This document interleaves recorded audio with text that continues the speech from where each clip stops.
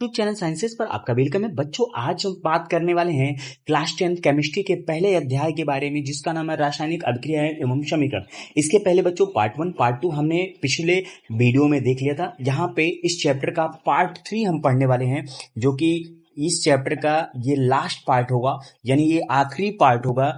यानी यहाँ पे ये चैप्टर पूरी तरह से समाप्त हो जाएगा। जितने भी इंपॉर्टेंट टॉपिक है पार्ट 1 पार्ट 2 और पार्ट 3 में हमने पूरे चैप्टर को कंप्लीट कर लिया है। तो अगर अभी तक आपने पार्ट 1 और पार्ट 2 नहीं देखा है तो इसमें मैंने उसके लिंक डिस्क्रिप्शन में दे रखे हैं, तो आप वहां से जाके देख सकते हो। पार्ट 3 में हम ऑक्सीकरण अपक्रिया, अपचयन अपक्रिया, रेडॉक्स अपक्रिया, संक्षारण क्या होता है, विकृत गंधिता क्या होती है, इसके बारे में हम पढ़ेंगे। तो आइए देर ना करते हुए आज के अपने टॉपिक को स्टार्ट करते हैं। बच्चों, अगर अभी तक आपने चैनल को सब्सक्राइब नहीं किया तो चैनल को जरूर सब्सक्राइब करिए और वीडियो को ज्यादा से ज्यादा शेयर करिए और आखिरी तक वीडियो में बने रहिएगा।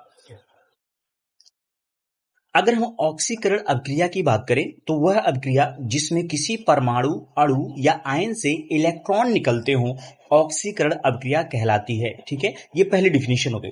जैसे यहाँ पे देखिए, आप सोडियम देख सकते हो। सोडियम का परमाणु क्रमांक जो होता है वो 11 होता है। जब इलेक्ट्रॉनिक विन्यास करोगे 2 8 1 आप इस तरह से लिख सकते हो। ठीक है, अगर देखिए समझिए, जैसे ही सोडियम से ये देखिए, ये जो नंबर्स होते हैं ये इलेक्ट्रॉन को रिप्रेजेंट करते हैं।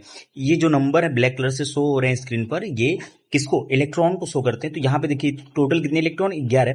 और जैसे एक इलेक्ट्रॉन यहाँ का बाहर चला गया, यहाँ पे देखिए जब इलेक्ट्रॉन दे देते हैं तो जो तत्व होता है उस पर प्लस चार्ज आ जाता है। जितने इलेक्ट्रॉन दिया उतना प्लस चार्ज। तो यहाँ पे एक इलेक्ट्रॉन क्या होता है, बाहर चला गया, जिसके कारण क्या हो गया, यहाँ पे +1 चार्ज आ गया। तो इलेक्ट्रॉन 11 की जगह कितने हो गए, 2 8 यानी 10 हो गए। और यहाँ पे ये देखिए प्लस साइन से हम इलेक्ट्रॉन को बाहर दिखाते। तो इस अभिक्रिया में आप देख सकते हो कि इलेक्ट्रॉन कहाँ जा रहा है, बाहर जा रहा है। ठीक है, इसी तरह दूसरा देख सकते हो आप स्क्रीन पर दूसरा देख सकते हो, कैल्शियम। कैल्शियम जो होता है, अगर आप ध्यान देखेंगे तो ये कैल्शियम है। ठीक है, कैल्शियम का परमाणु क्रमांक जो होता है वो 20 होता है। आप 20 को 2 8 8 2 के फॉर्म में क्या कर सकते हैं, लिख सकते हैं। अब ध्यान समझिएगा, ये जो लास्ट 2 इलेक्ट्रॉन है ये कैल्शियम क्या करता है, डोनेट कर देता है, जिसके कारण आप देख सकते हो 2 8 10 8 18 2 20। जैसे ये 2 इलेक्ट्रॉन को क्या करता है, डोनेट करता है, इस पे +2 चार्ज आ जाता है और यहाँ पे आप देख सकते हो टोटल 18 इलेक्ट्रॉन रह जाते हैं। और यहाँ पे ये 2 इलेक्ट्रॉन कहाँ जा रहे हैं, बाहर जा रहे हैं। तो आपको सिंपल सी बात, डिफिनेशन याद रखनी है यहाँ पे कि वह अभिक्रिया जिसमें किसी परमाणु, अणु, आयन से इलेक्ट्रॉन निकलते हों, ऑक्सीकरण अभिक्रिया कहलाती है। तो यहाँ पे हमने क्या किया, इलेक्ट्रॉन को हम बाहर की तरफ दिखा रहे हैं, यानी इलेक्ट्रॉन निकल रहे हैं, तो इसी को हम ऑक्सीकरण अभिक्रिया कह सकते हैं।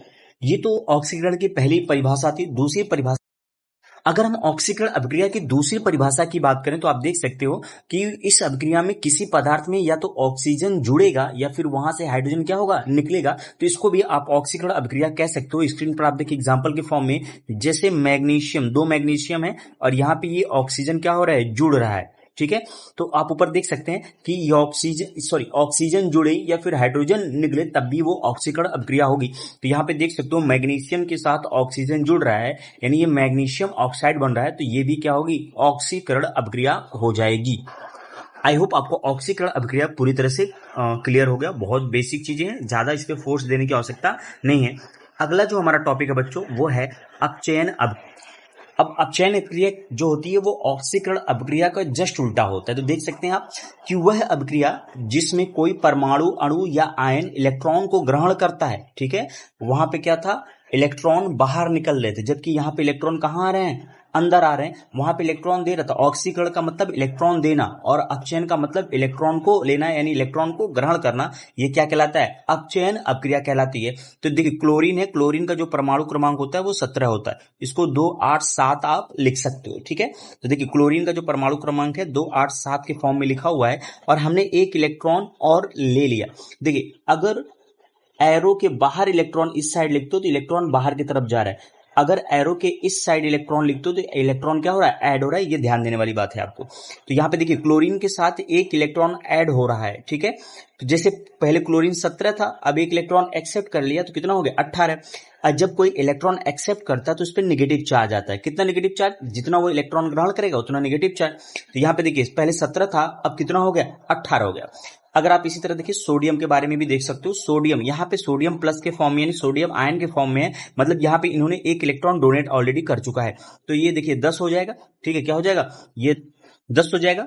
वहीं देखिए सोडियम जब एक इलेक्ट्रॉन एक्सेप्ट कर लिया तो देखिए पहले सोडियम 10 था, अब एक इलेक्ट्रॉन एक्सेप्ट करके कितना हो गया 11, तो इस सोडियम आयन से सोडियम में कन्वर्ट हो गया, यानी यहाँ पे इलेक्ट्रॉन देखिए यहाँ पे एक्सेप्ट किया है। अगर हम दूसरी परिभाषा की बात करें तो ध्यान से देखिएगा कि इस अभिक्रिया में हाइड्रोजन का योग हो और ऑक्सीजन का वियोग हो। ऑक्सीकरण में क्या था, ऑक्सीजन ऐड हो और हाइड्रोजन क्या हो, वियोग हो। इसका जस्ट उल्टा इसमें होता है, क्या होता है, हाइड्रोजन का योग हो और ऑक्सीजन का वियोग हो। तो देखिए इस अभिक्रिया में हाइड्रोजन का योग तथा ऑक्सीजन का वियोग हो तब भी वो क्या कहलाएगा, अपचयन अभिक्रिया कहलाएगा। तो यहाँ पे आप देख सकते हो ठीक है कि जिंक ऑक्साइड, ठीक वियोग होगा तो आप देख सकते हो यहाँ पे ये जिंक ऑक्साइड है, क्या है, जिंक ऑक्साइड है।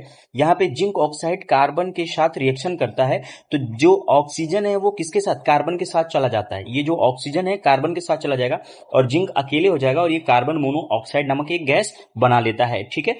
अब ध्यान समझिएगा, अगर हम ऑक्सीकरण अभिक्रिया में इलेक्ट्रॉन जो दे रहा है, ऑक्सीकरण अभिक्रिया की बात करें तो जो इलेक्ट्रॉन दे रहा है उसको क्या कहेंगे, अपचायक कहेंगे। तो आप देख सकते हैं यहाँ पे, ठीक है, ये जो ऑक्सीकरण है यहाँ पे ये सोडियम क्या कर रहा है, इलेक्ट्रॉन दे रहा है तो ये अपचायक होगा, क्या हो जाएगा, अपचायक हो जाएगा।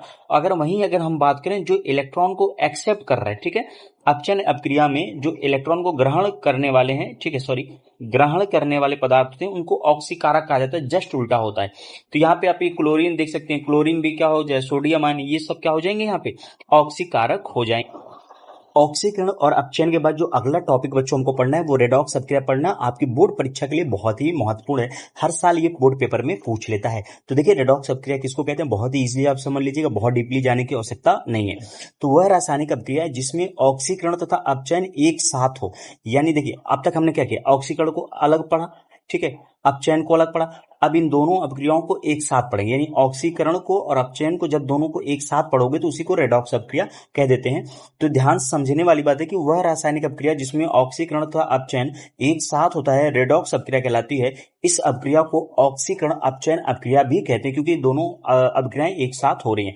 तो यहाँ पे देखिए ये जो जिंक है, ये जिंक किसमें बदल रहा है, जिंक जब सॉरी ये जो जिंक है ये जिंक सल्फेट में कन्वर्ट हो जा रहा है और यहां से कॉपर सल्फेट जो है वो कॉपर अलग हो जा रहा है। समझिए क्या कहना चाहता हूं, यहां पे अगर आप ध्यान समझेंगे तो ये देखिए जो जिंक है ये कॉपर सल्फेट के साथ रिएक्शन कर रहा है, ठीक है, तो ये कॉपर यहां से अलग हो जाता है और सल्फेट को भी अलग कर दीजिए तो ये जो जिंक है ये इसके साथ चलाएगा और कॉपर कहां चला जाएगा, अलग चला जाएगा, ठीक है।